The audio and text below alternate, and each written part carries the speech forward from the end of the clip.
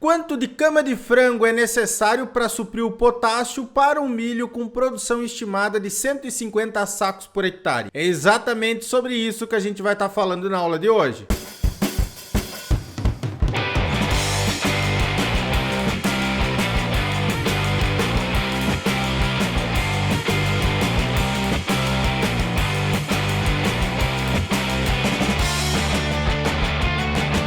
Olá meu povo, Jonathan por aqui, chegando para mais uma aula do canal AgroBrasil. Já lembrando para você, deixa o like, se inscreva no canal e também comente aqui abaixo, certo? Assista até o final dessa aula porque a gente preparou um material bem legal para vocês, porque o povo aí gosta bastante desse tema de redução dos gastos com fertilizantes e a gente sempre fala aqui no canal que quando bem trabalhado, os adubos orgânicos, especialmente cama de frango, cama de poedeira, camas de aves de maneira geral, é muito bom nesse sentido, beleza? A gente vai fazer algumas considerações aqui, tá? Quando a gente vai adubar um solo, nós temos que considerar o nível de nutriente que nós temos nele, tá? Existem solos que são ricos em potássio, ricos em fósforo e tem outros solos que são pobres. Então aqui a gente colocou esse gráfico que eu sempre mostro em algumas aulas aqui do canal, que é o rendimento relativo de uma cultura agrícola segundo o teor de nutriente no solo. Então vamos usar o exemplo do potássio aqui, né? Se eu tiver um potássio muito baixo no meu solo ou baixo, o rendimento relativo da minha cultura agrícola, nesse caso o milho, vai ser prejudicado pela falta de potássio. Então eu devo ter o nível desse elemento pelo menos aqui no nível crítico. Dependendo do tipo de solo, é um nível crítico, né? E do nutriente também é um valor que a gente coloca sendo o nível crítico. Quando a gente atinge o nível crítico desse elemento, quer dizer que eu não preciso colocar muito a mais de potássio ou muito a mais de fósforo. Eu vou repor o que a minha cultura vai extrair do sistema. Porque você concorda comigo que você vendendo o grão do milho, o grão da soja, você vendendo feijão, você vendendo alguma coisa, o fruto, o tomate, a laranja, na laranja, no grão do milho, você vai ter potássio, você vai ter nitrogênio, você vai ter fósforo, então você vai ter que repor esse elemento. Porque senão, ao longo dos próximos anos, a produtividade vai cair, porque você não repôs esse elemento.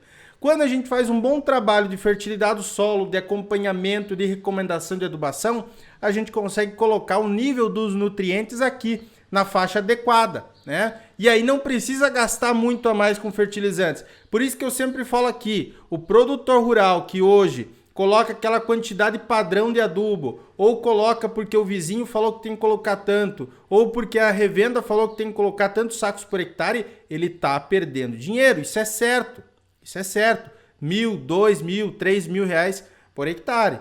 Quando a gente faz uma análise de solo e analisa esses pontos, o produtor, se ele tiver um nível de potássio, por exemplo, muito baixo, numa área de abertura, ele pode fazer um bom trabalho, elevar aqui acima do nível crítico, colocar aí um potássio com 0,4 centimol, né, de carga, que ele já estaria aqui no nível adequado, e aí ele não precisa colocar muito a mais. Vocês vão ver que é possível suprir em muitos casos com adubos orgânicos sem problema nenhum, tá? E aí eu levo em consideração uma coisa aqui, que produtos orgânicos têm um tempo de mineralização. Nós já temos outras aulas aqui dentro do canal que a gente fala sobre adubação profissional com adubos orgânicos. Não é só pegar lá e dizer, joga 5 toneladas por hectare.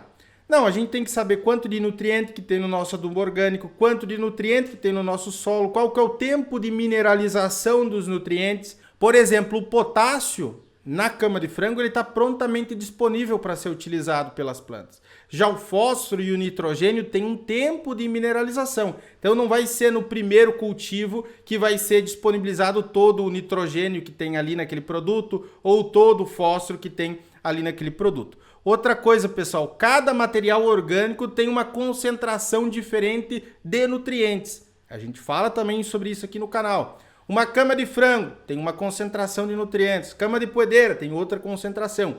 Como a gente trabalha com consultoria e praticamente todos os dias vem essa análise, nós já temos uma certa experiência de ter uma ideia qual que é a concentração de nutrientes, tá? Por exemplo, uma cama de frango de corte tem uma tendência de ter mais nitrogênio, 3, 4% de nitrogênio. Esterco de poedeira ou cama de poedeira tem uma tendência de ter 1 a 2% de nitrogênio e ter mais fósforo, enquanto que a cama de frango de corte tem menos fósforo. Então a gente deve fazer uma análise, ou se alguém está vendendo um produto desses, a gente deve perguntar para ele, você tem uma análise do material? Se ele não tiver, você também pode comprar o material ou pegar uma amostra desse material, levar até um laboratório que faz análise de solo, porque eles fazem geralmente aí análise desses adubos orgânicos também. Beleza, agora a gente vai ver aqui a questão de extração e exportação de nutrientes na cultura do milho. Essa tabela bem conhecida, eu acho ela interessante, tá? Porque tem vários autores, então isso aqui é fonte de pesquisa. Tá? E aqui tem o nitrogênio, fósforo, potássio, cálcio, quanto que extrai. Só lembrando para vocês, o que é extração de nutrientes? É tudo que a planta absorve do solo. Então, a composição dos nutrientes das raízes, né, do colmo, das folhas, dos grãos, isso é extração de nutrientes. O que é exportação? É o que sai do meu sistema. Se eu estou trabalhando com milho grão, o que sai do sistema? Sai só o grão. Se eu estou trabalhando com silagem, né, sai só a parte aérea. Então são coisas diferentes. Quando a gente tem um nível de nutrientes no solo acima do nível crítico, é mais fácil, porque em muitos casos a gente pode só suprir o que a planta retira aqui pela exportação, tá? Só que dê uma olhada nesses autores. A data que eles fizeram essas pesquisas de extração e exportação de nutrientes para a cultura do milho é um pouco antigo, então 1977, 86, 93.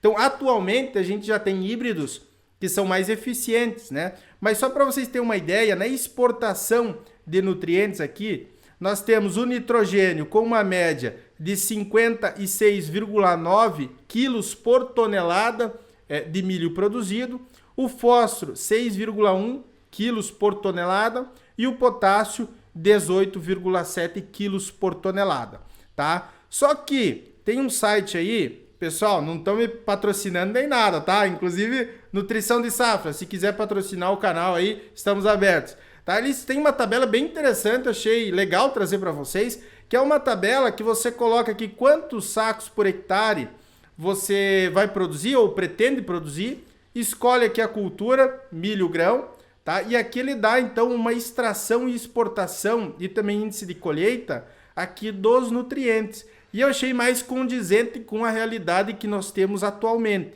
tá? Então aqui, por exemplo, ó, a gente já fez uma conta levando em consideração para uma produção de 9 toneladas por hectare, ou aproximadamente aí 150 sacos por hectare. E aí nós temos uma exportação de 15 quilos por tonelada de nitrogênio, 8,3 quilos por tonelada de fósforo e 5,8 quilos por tonelada de potássio K2O, tá? Aqui o nitrogênio e o fósforo, pela baixa eficiência, por exemplo, o fósforo tem uma eficiência no solo um pouco baixa, né? E ele também, em produtos orgânicos, adubos orgânicos, ele tem um tempo de mineralização. O nitrogênio é a mesma coisa, ele tem um tempo de mineralização e para a cultura do milho eu preciso de uma quantidade um pouco elevada. Agora, o potássio, ele é interessante, porque ele está prontamente disponível depois que eu coloco o adubo orgânico no solo, tá? E se o nível de potássio estiver alto, eu consigo repor apenas com fontes orgânicas. Olha que coisa sensacional. Então aqui a gente está mostrando para vocês um produto, uma cama de aves de poedeira que um produtor nos mandou aqui. Dei uma olhada nesse material, como ele é rico em nutrientes e como que em muitos casos pode valer a pena utilizar esses produtos. Então eu tenho um produto com 1,84% de nitrogênio, 5,07% de fósforo, P2O5, e 3,05% de potássio, K2O, potássio solúvel. A cada 1 tonelada do material seco, então, eu tenho 30 quilos de potássio. Olha só que material, 30 quilos de potássio. Então, aqui, o que a gente vai fazer? Quanto que eu vou precisar desse material que eu mostrei para vocês para suprir o potássio para o milho, estimando uma produção aí de 9 toneladas por hectare. Então, a cada 1 tonelada desse material seco, tem uma certa umidade aí que a gente tem que considerar, depois eu vou falar um pouquinho mais sobre isso, tá? A cada 1 tonelada desse material seco, eu tenho 30 quilos de K2O. Para uma produção, então, de 9 toneladas por hectare de milho, ou 150 sacos, eu vou precisar de 52 kg de K2O. Existe uma eficiência de utilização de potássio também, que eu não gostaria de entrar muito a fundo nessa aula especificamente, mas mais para frente eu posso detalhar, tá? De outros nutrientes também tem essa eficiência de utilização de fósforo, de nitrogênio, que de potássio seria de aproximadamente aí 60%, 70%. Então, se a gente considerar isso também, esse material, que a cada 1 tonelada, então, tem 30 kg de K2O, se eu considerar 70% de eficiência, vai dar 21 kg de K2O por tonelada. Se eu pegar o que é necessário, 52,5, dividir por 21 quilos, vai dar 2,5 toneladas por hectare. E aí, tem esse material que geralmente tem uma certa umidade, mesmo o material seco vai estar indicando lá 14, 16% de umidade. Então uma coisa é o material in natura, o que você tem e vai jogar na tua lavoura. Outra coisa é o material seco, porque no laboratório eles secam geralmente a base de 65 graus e aí depois fazem essa mensuração de concentração. Então isso daria aproximadamente aí 3 toneladas do material in natura. Então vamos lá. A cada 3 toneladas desse material in natura, eu iria suprir a necessidade de potássio para a minha cultura do milho para produzir 150 sacos por hectare. Adiante, então, eu vou utilizar 3 toneladas. Espera aí, você tem que saber quanto de potássio que tem na tua área. Se tu tiver 0,06 centimol de carga, que a gente pega a análise de solo do Brasil inteiro e tem muitos casos nesse sentido. Se tu jogar 3 toneladas por hectare, não vai fazer muito efeito, porque tu está precisando de muito mais potássio, tá? Muito mais potássio. Agora, se tu tiver um solo com 0,3, 0,4 centimol de carga de potássio, uma CTC alta, um solo equilibrado, se tu jogar 3 toneladas desse material por hectare e fizer uma boa adubação fosfatada, pode ser com MAP na base, depois com uma ureia em cobertura, você vai conseguir produzir aí 9 toneladas sem problema nenhum. Ah, Jonathan, mas então eu quero produzir mais. Beleza. Aí a gente faz uma recomendação de adubação segundo a tua expectativa de produção. Mas vejam aqui que é completamente possível a gente trabalhar de uma maneira técnica, de uma maneira científica também com os nossos cultivos. Algumas considerações que eu coloco aqui para vocês. Faça uma recomendação de adubação personalizada para a sua área. Vale muito a pena. Vale muito a pena porque você vai conhecer como é que está o solo, que é um exame efetivamente do teu solo. Se tu vai no médico, ah, doutor, tá doendo aqui a minha barriga, não sei o que, eu não consigo me levantar direito. O que ele vai fazer? Vai pedir um exame. Com o exame ele consegue te dizer o que você vai fazer para você melhorar, né? Eu posso jogar uma quantidade padrão lá de adubo? Pode. Agora, a possibilidade de você estar jogando dinheiro fora que não vai retornar lá no final em produção também é muito grande. Hoje um saco de adubo está 250, 300 reais. Então jogou ali 2, 3 sacos, 4 sacos a mais de adubo por hectare do que seria necessário, você perdeu R$1.000, né? Em 10 hectares, 10 mil.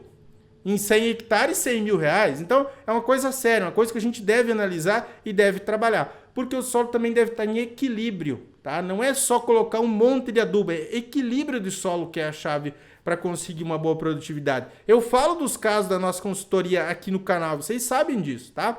Sempre trabalhe com ciência e com técnica, analisando os pontos, fazendo os cálculos. Hoje em dia, a gente está numa era de agricultura moderna. Não é jogar qualquer produto porque fulano falou que faz bem, porque ciclano diz que funciona. Não, ciência e técnica e a gente aborda aqui nas aulas do canal, certo, pessoal? Se você quiser aprender tudo sobre recomendação de adubação, análise de solo, adubação orgânica, adubação verde, conheça a nossa escola de adubação. Eu vou deixar um link aqui abaixo, porque lá a gente tem aulas detalhadas de cada cultura agrícola, da análise de solo, de adubação orgânica, enfim, tem mais de 100 aulas hoje lá dentro da Exafert, certo, pessoal? Até uma próxima aula, um forte abraço e tchau, tchau! Obrigado por assistir o vídeo até o final.